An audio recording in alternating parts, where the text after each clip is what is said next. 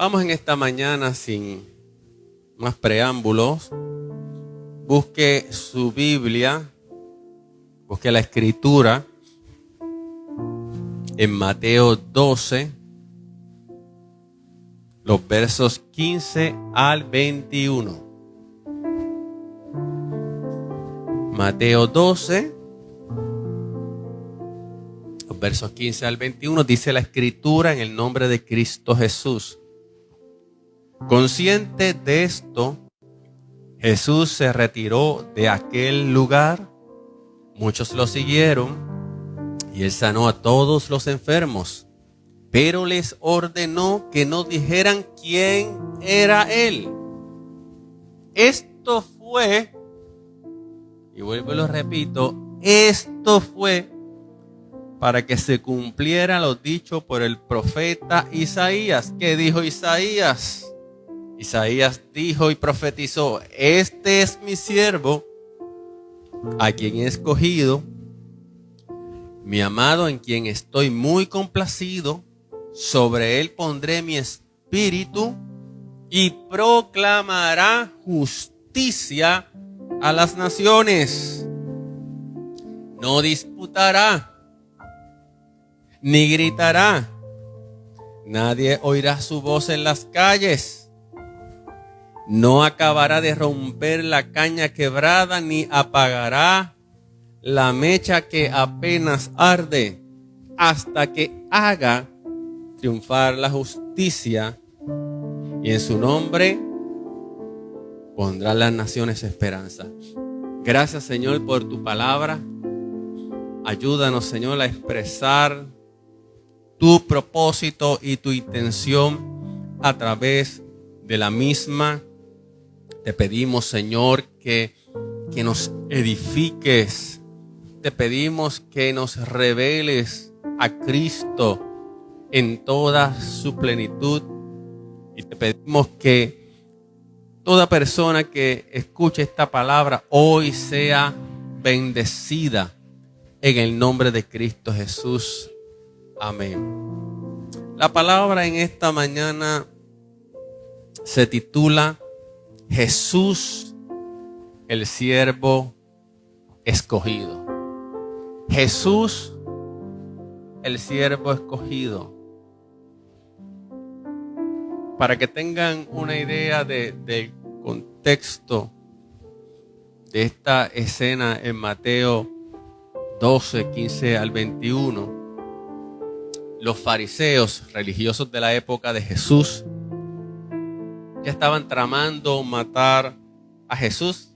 Jesús no se ajustaba a sus tradiciones. Jesús no se ajustaba a sus ideas. Jesús para ellos era un tropiezo. Jesús sanaba los días de reposo y eso les incomodaba a ellos. Y el problema era que Jesús manifestaba la autoridad para así poderlo hacer. Y en esta ocasión Jesús acababa de sanar a un hombre que tenía una mano paralizada. Y viendo pues las intenciones de los fariseos, él se retira del lugar, porque Jesús sabía cuándo se tenía que retirar de un lugar. No obstante que Jesús se retira de ese lugar, la Biblia nos dice que la gente necesitada, la gente que estaba hambrienta de la palabra de Dios, le seguía. Y claro está, Jesús manifestando ese carácter compasivo que hacía, sanaba a los enfermos y les daba esperanza. Pero mientras hacía esto, les decía algo muy curioso: les ordenaba que no dijeran quién era él. Es algo como que es raro, porque Jesús es el Salvador del mundo, es el verdadero Mesías, hace milagros y le dice: no le digan a nadie, no le digan quién soy.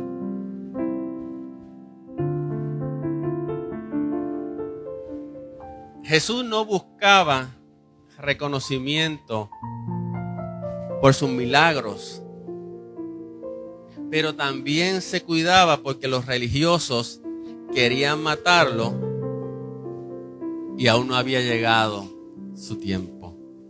Pero había otra razón por la cual Jesús ordenó que no dijeran quién era Él.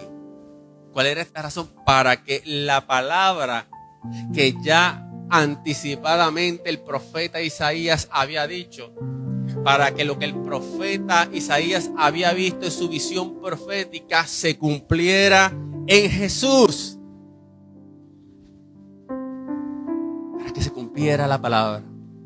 Y esto es maravilloso, amado hermano. De hecho, el libro de Isaías, déjame darte una orejita bíblica. El libro de Isaías se le conoce como el quinto evangelio. ¿Sabías eso, Willa? Que el libro de Isaías se le conoce como el quinto evangelio. Porque Isaías anticipó muchas cosas de la vida y ministerio de Jesús. Así como la descripción de siervo del Señor. Isaías vio a Jesús como el siervo del Señor. Y es importante en esta mañana que eso lo tengas en mente, porque vamos en esa dirección. Ese siervo que sufriría y moriría por nuestros pecados. Y Isaías pudo ver muchas de estas cosas de la vida de Jesús. De hecho, esa es una de las muchas razones por las que creemos en la Biblia como palabra de Dios, porque tiene cumplimiento. Amén. Entonces, en esta mañana, aprovechando precisamente esas palabras de Isaías que cita Mateo en su evangelio, yo quiero hablarles a ustedes de Jesús como el siervo escogido, su ministerio y carácter. Y voy a utilizar las palabras directamente del libro de Isaías. Isaías 42 del 1 al 4, que es lo mismo que está expresando Mateo, pero las voy a utilizar directamente del profeta Isaías. Amados, Isaías en su visión profética, él ve a Jesús como el siervo escogido. Lo ve como un siervo, y esto es muy interesante porque contrasta mucho con la visión y expectativa mesiánica que se tenía en los días de Jesús. Realmente ellos no esperaban un siervo, ellos esperaban un político, un conquistador, un libertador, alguien que los liberara de la opresión de Roma. Pero Isaías en su visión está viendo un siervo en ese capítulo 42. Y Dios empieza a hablar a través del profeta Isaías, describiendo ese siervo. Y lo primero que dice Dios es: este es mi siervo. Y esa palabra siervo, dentro de lo que es el contexto de realeza, significa un enviado de confianza o un representante personal. Es decir, el siervo tiene una misión particular que no se puede delegar a cualquier persona. Y eso me trae a la memoria las palabras también en el libro de Isaías, cuando el profeta oye la voz del Señor que dice: ¿a quién enviaré y quién irá por nosotros? Eso evoca ese momento en que en el cielo hay ese llamado para ver quién va a venir a rescatar al ser humano de su condición pecaminosa, de su condición de condenación. No todo el mundo cualificaba, no todo el mundo podía venir. Solamente el siervo escogido del Señor. Y precisamente esa es la segunda cualidad que especifica Dios en el capítulo 42 de Isaías. Él dice: mi escogido. O como se diría en inglés, The Chosen. Como la serie esa, The Chosen. Ahora entiende, Él es el escogido. Entonces lo que está reiterando que Él es el único que puede cumplir esa misión. ¿Qué misión? La misión de salvar a la humanidad de sus pecados. Él es el escogido porque es el único cualificado para esa misión. Es el único que puede rescatar al ser humano. Y Él dice: a Él lo sostengo, a quien sostengo. Ese es Dios el Padre hablando del Hijo, en su función de siervo que vendría aquí a la tierra. El siervo, quien también es el Hijo, sería sostenido por Dios el Padre para poder cumplir su misión. Es decir, tenía el respaldo del Padre. Y el Padre sigue hablando y dice, ¿en quién me deleito? El deleite del Padre está en este siervo. El Padre se goza y se complace en su Hijo. De hecho, así lo expresó en el bautismo de Jesús, cuando el Espíritu Santo descendió sobre Jesús y se escuchó una voz que dijo, he aquí mi Hijo amado, en el cual tengo complacencia. El amor del Padre siempre estaría con él. Se complace en su Hijo. ¿Por qué? Porque lo ama. Se complace en su Hijo porque hará su voluntad. Se complace en su Hijo porque es el medio de salvación para la humanidad. Así que en este capítulo 42 tenemos a Dios el Padre hablando del Hijo en la calidad de siervo. Pero no se queda ahí. Él dice, sobre él he puesto mi espíritu. Como siervo, el Hijo no podría depender de sus prerrogativas divinas. Filipenses capítulo 2, el verso 6 al 7 nos dice, hablando de Jesús, que siendo por naturaleza Dios, no consideró el ser igual a Dios como algo a que aferrarse, sino que por el contrario se rebajó voluntariamente, tomando la naturaleza de siervo y haciéndose semejante a los seres humanos. Así que esos atributos divinos serían limitados por la humanidad. El verbo fue hecho carne, nos dice la Biblia. Y siendo hijo de Dios, él iba a cumplir su misión como el Hijo del Hombre, es decir, como el representante tuyo y mío. Y ministraría y cumpliría su misión como un ser humano. Amén. Pero hay algo muy importante, que no estaría solo. Aunque compartiría una humanidad como cada uno de nosotros y sería limitado en sus prerrogativas divinas, él tendría la ayuda, el auxilio del Espíritu Santo. Por eso el Padre dice, he puesto mi espíritu en él. Y Jesús en algún momento cuando comenzó su ministerio también proclamó, el Espíritu del Señor está sobre mí, por cuanto me ha ungido para anunciar buenas nuevas a los pobres y me ha enviado a proclamar libertad a los cautivos y dar vista a los ciegos, a poner en libertad a los oprimidos. Es decir, Jesús operaría y ministraría a través del Espíritu Santo. Como humano, amén, dependería de esa unción del Espíritu. Dependería absolutamente de su Padre y trabajaría en obediencia a su voluntad. Esas tres cosas asegurarían que Jesús pudiera cumplir su misión perfectamente. Y me parece también que es un ejemplo para nosotros, para que podamos entender que nosotros, frágiles, mortales, humanos, también podemos vencer, también podemos vivir una vida victoriosa en Dios, en Cristo, si estamos llenos del Espíritu Santo, amén, si entendemos que el Espíritu Santo mora en nosotros, si vivimos en dependencia total del Padre y si obedecemos su voluntad. Yo te aseguro que si tú tienes estas tres cosas, tú vas a vivir de la manera que Dios quiere que tú vivas.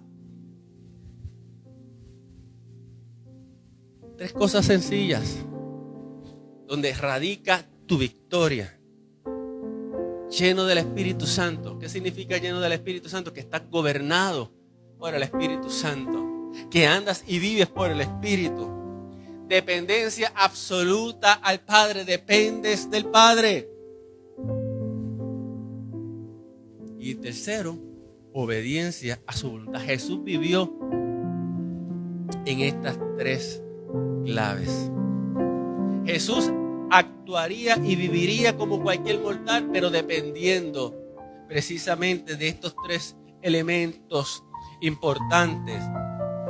Y tengo que decirte que Él ministraría y pasaría todo el proceso de sufrimiento y muerte como un ser humano. Hay personas, las personas que no conocen la palabra, dicen, no, pero es que Él era Dios y eso que Él pasó, Él no lo sintió, Él no sintió ningún sufrimiento, Él no experimentó ningún dolor. No, mentira.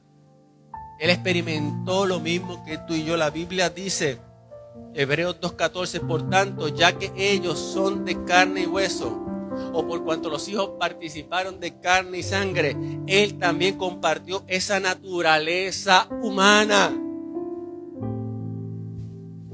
No se equivoque.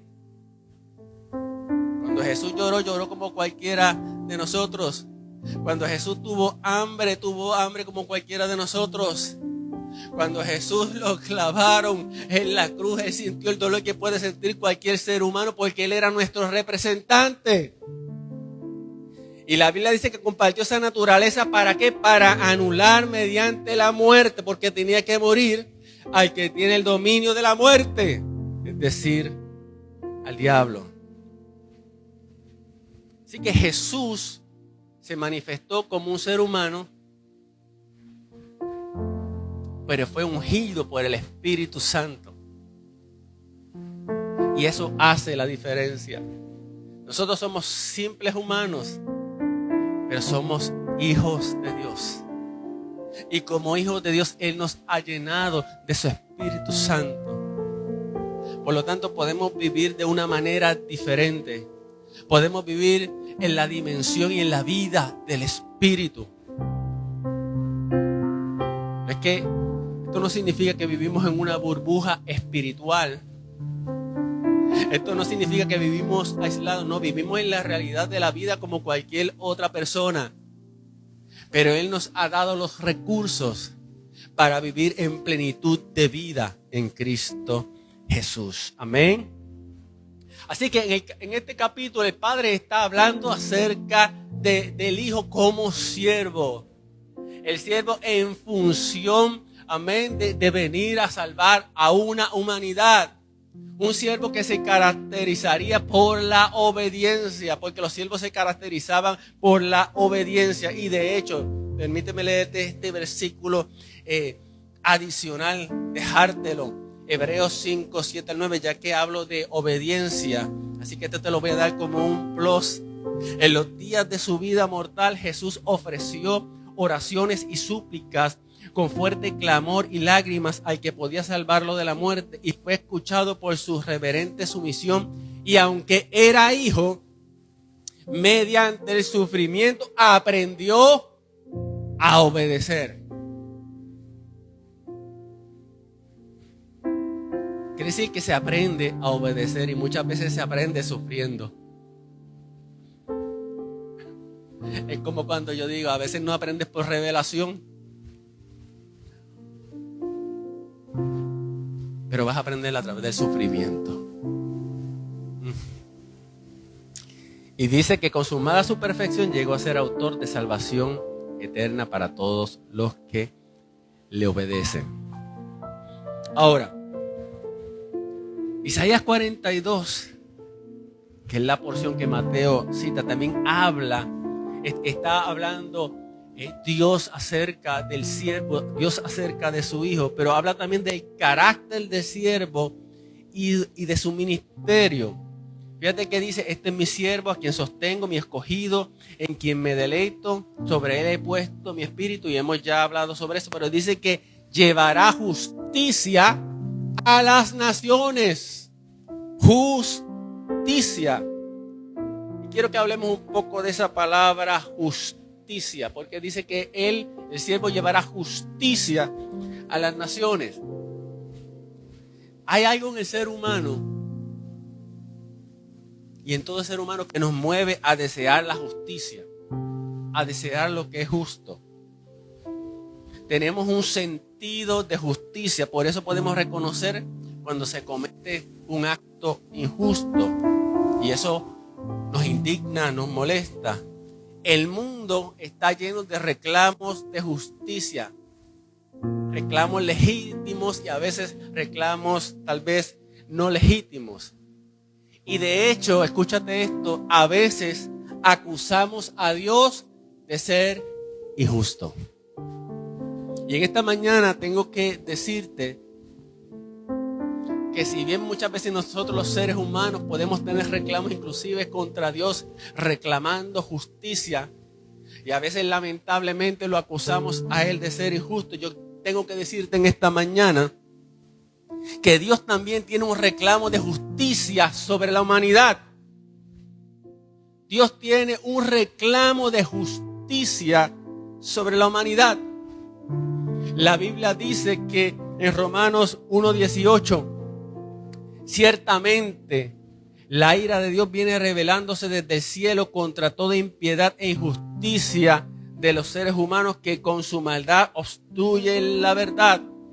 Así que la justicia de Dios se revela desde el cielo contra todo aquello que es impiedad e injusticia. La justicia de Dios reclama acción sobre todo aquello que no es consono con su naturaleza justa y santa, contra todo aquello que es pecado. Pero hay más. Déjame darte el cuadro completo para que entiendas lo que quiero decir en esta mañana. Romanos 6:23 nos dice: porque la paga del pecado es muerte, mientras que la dádiva de Dios es vida eterna en Cristo Jesús, Señor nuestro.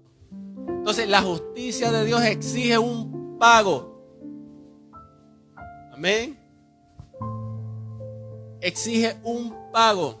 Cuando la justicia de Dios es traspasada por el pecado, Dios exige que se pague con muerte, porque la paga del pecado es muerte. Pero hay un problema. Y el problema es que la Biblia nos dice que todos hemos traspasado esa justicia de Dios. Romanos 3:23, pues todos han pecado y están privados de la gloria de Dios. ¿Qué significa esto? Mira, Dios es perfecto. Su justicia es perfecta e inalcanzable por el ser humano. Él no tendrá por inocente al culpable. Es decir, el culpable tiene que pagar. Y su justicia exige que se pague.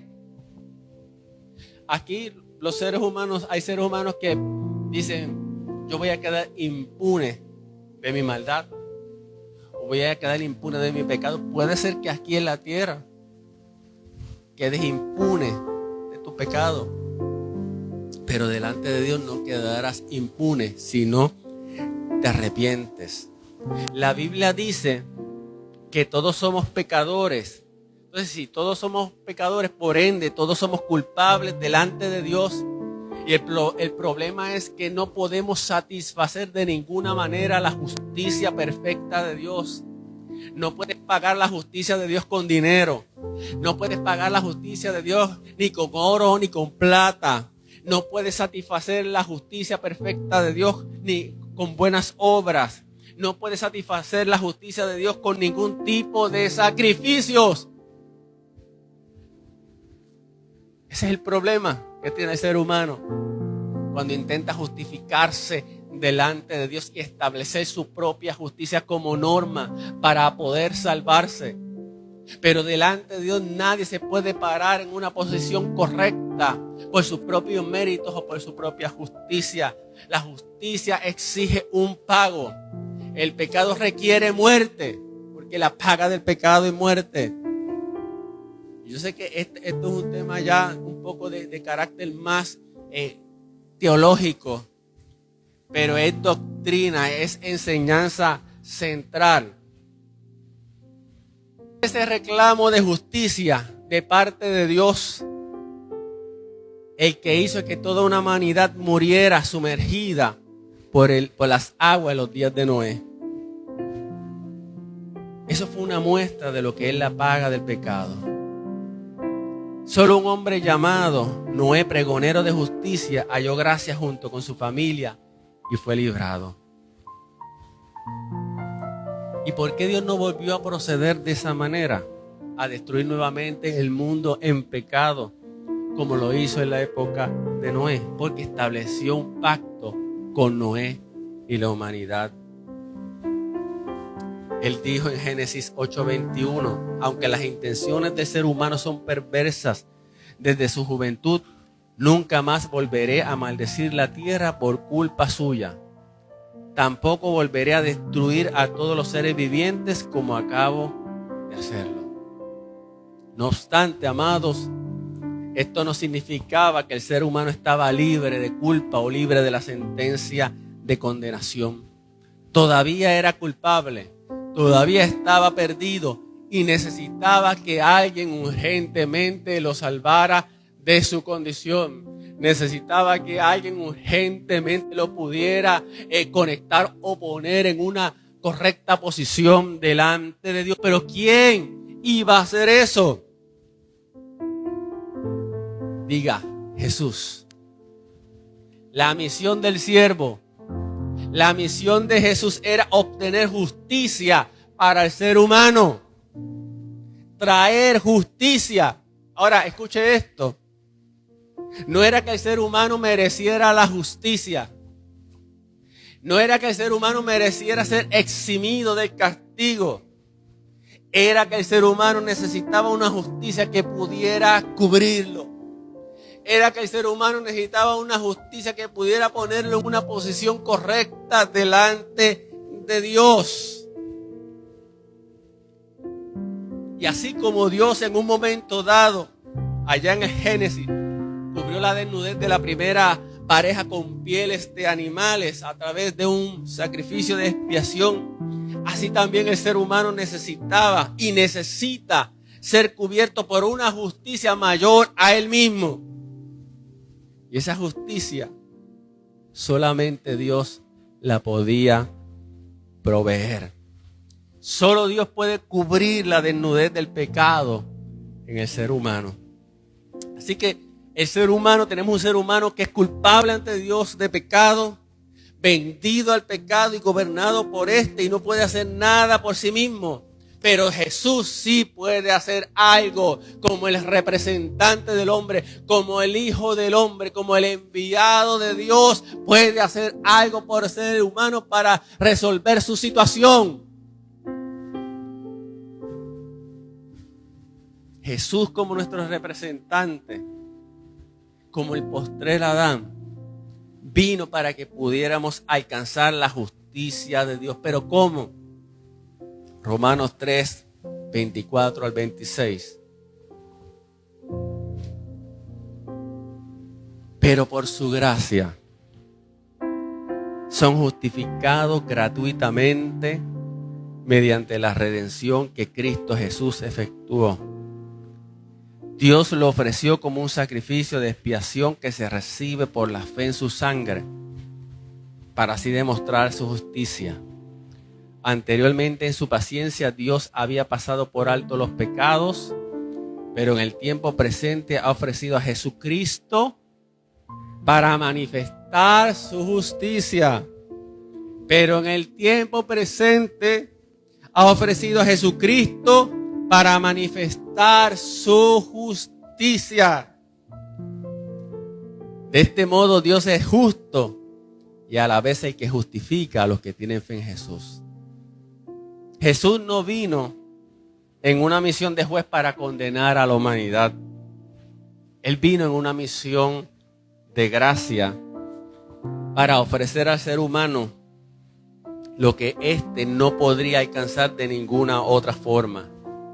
Él vino para convertirse en nuestro justificador, en nuestra justicia delante de Dios.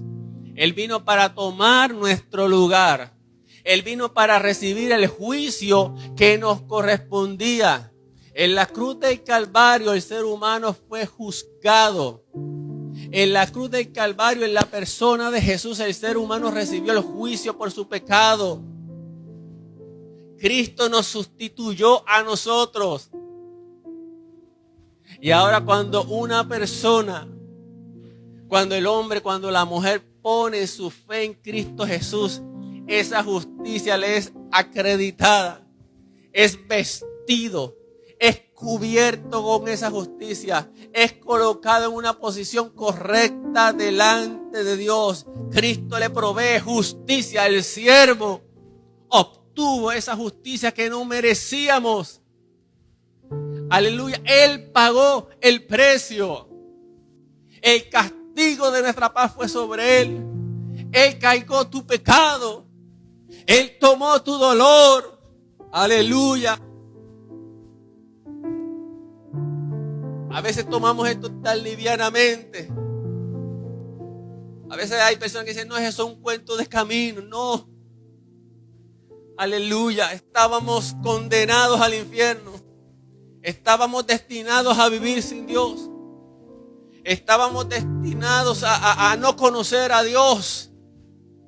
Pero uno, el siervo sufriente, el siervo del cual habla Isaías que traería justicia, aleluya, fue el sacrificio por medio del cual Dios proveyó vestiduras de justicia para cubrirnos. Aleluya, cubrió nuestra desnudez, quitó nuestra culpabilidad, perdonó nuestros pecados, nos limpió, aleluya. Y no solamente eso, nos hizo hijos de Dios. Aleluya. El profeta Isaías anticipó todo esto. Anticipó cómo este siervo podría justificarnos. Isaías 53:11, después de su sufrimiento, verá la luz y quedará satisfecho. Por su conocimiento, mi siervo justo. Fíjate que Isaías en todo momento lo menciona como ese siervo. Mi siervo justo justificará a muchos y cargará con las iniquidades de ellos. Y más adelante habla de la experiencia de aquellos que serían cubiertos con esa justicia. Isaías 61:10. Esta es la experiencia que tiene cada persona, amén, que recibe a Cristo en su corazón. Esta es la experiencia que tiene cada persona que pone su fe en Cristo y a la cual es aplicada su justicia. Es lo que dice el Salmo 32:1, si no me equivoco, bienaventurado el varón, aquel que Dios no imputa pecado. Isaías aquí dice, me llené de alegría en el Señor mi Dios, pues Él me vistió con ropas de salvación y me envolvió en un manto de justicia. Ese manto de justicia se llama Cristo Jesús. Aleluya. Gloria a Dios. Y ahora él decía, soy ahora como un novio en su traje de bodas o una novia con sus joyas. El Señor soberano mostrará su justicia a las naciones del mundo. Todos lo alabarán. Su justicia será como un huerto a comienzos de la primavera, cuando brotan las plantas por todas partes.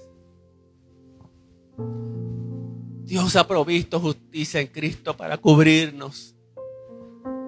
Justicia perfecta. Justicia que no hay que añadirle ni quitarle nada. Él te ha vestido de su justicia. Él te ha dado vestiduras de salvación. ¿Quién te puede acusar ahora? ¿Quién te puede acusar ahora? Cristo es tu justicia. Cristo es tu propiciación. Aleluya. Mira, amados, Dios pudo haber venido al mundo en la persona de Cristo y pudo haber venido como un juez. Y pudo haber venido aquí personalmente a la tierra y condenarnos a todos. Y pudo habernos dicho, mira, yo soy Dios y ahora todos van a pagar. Pero no fue así. ¿Qué dice la Biblia? Juan 3:17. Dios no envió a su Hijo amado para condenar al mundo, sino para salvarlo por medio de él. El siervo venía a salvarnos.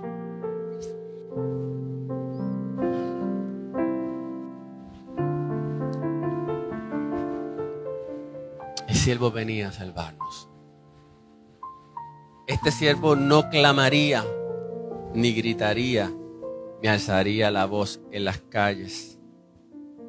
Es decir, no sería un conquistador político, no sería un revolucionario.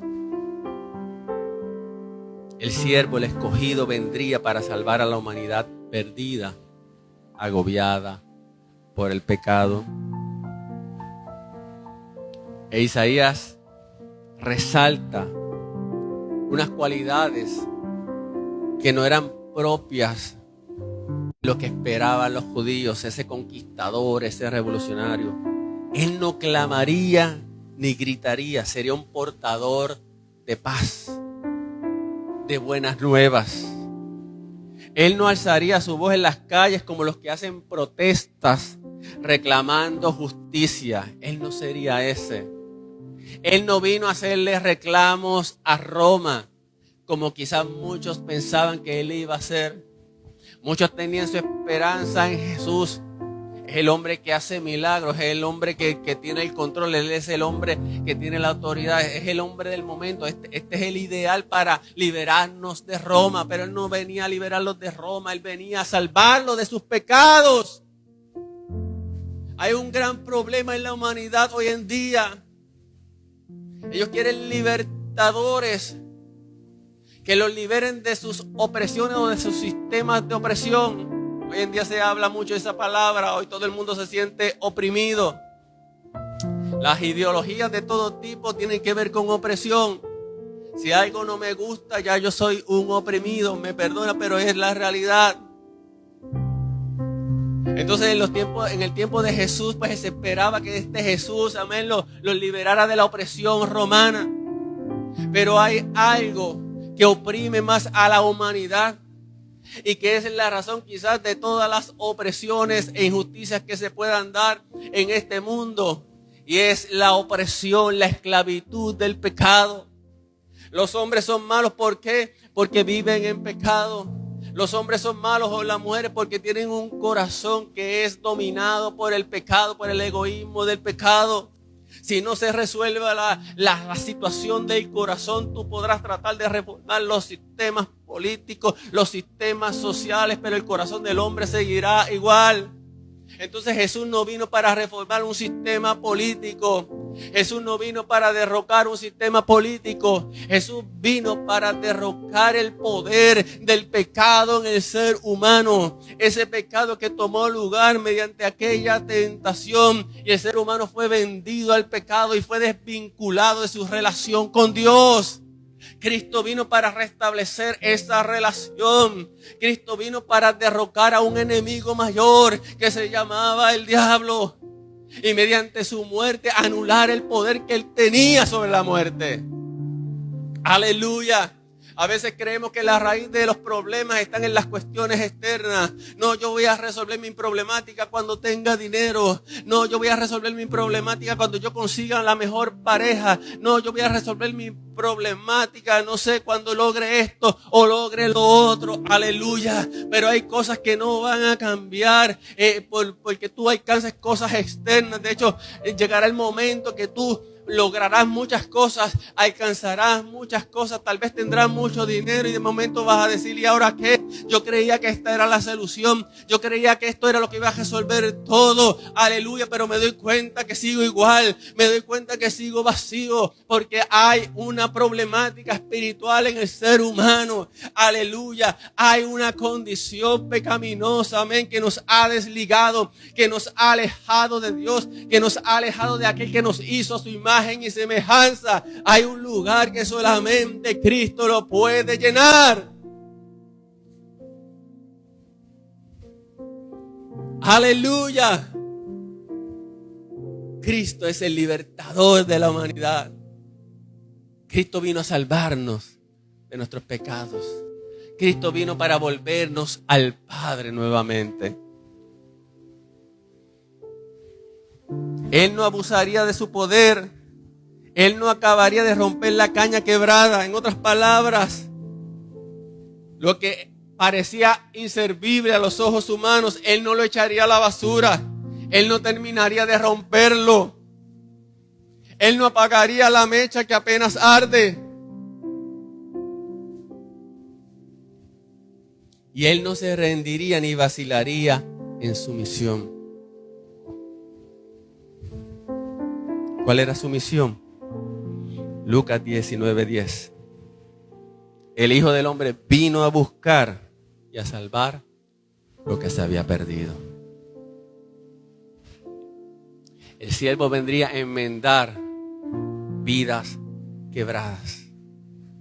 Vendría a restaurar vidas quebradas por el pecado. El siervo encendería las mechas que estaban por apagarse. El siervo manifestaría gracia para todos aquellos que estaban oprimidos por el pecado, para aquellos que estaban desahuciados, desamparados. A eso vendría el siervo, el escogido de Dios. Ese que te ha alcanzado a ti, ese que me alcanzó a mí y ese que te quiere alcanzar en esta mañana. Aleluya. En esta mañana no necesitas más dinero.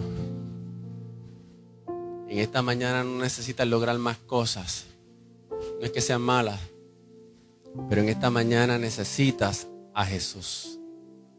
Necesitas a Cristo. Y no es tarde todavía. En esta mañana simplemente necesitas a Jesús. Necesitas a Jesús. Y si le das una oportunidad, Él lo va a cambiar todo. Vamos a estar en pie en esta mañana, en el nombre de Cristo Jesús. Jesús, el siervo escogido. Padre, en esta mañana he predicado tu palabra, Dios. Declaramos, Señor, que la misma queda atesorada en los corazones, Señor, que tú las revelas y tú produces, Señor, en nuestras vidas, Señor. Que en esta mañana tú nos has permitido a conocer a Cristo como el siervo, como el que vino a hacer tu voluntad para salvarnos, Señor. Gracias te damos, Jesús, por lo que hiciste por cada uno de nosotros. Gracias te damos por la salvación de nuestras almas y el perdón de nuestros pecados. Y te pido, Señor, que si hay alguna persona que pueda recibir esta palabra y no ha sido salvo, no ha sido alcanzado por ti, que hoy y en esta hora, Señor, sea alcanzado por ti donde quiera que esté. En el nombre de Cristo Jesús. Amén. Nos despedimos de nuestros hermanos en el Facebook en esta mañana. Gracias por estar con nosotros y será hasta la próxima ocasión.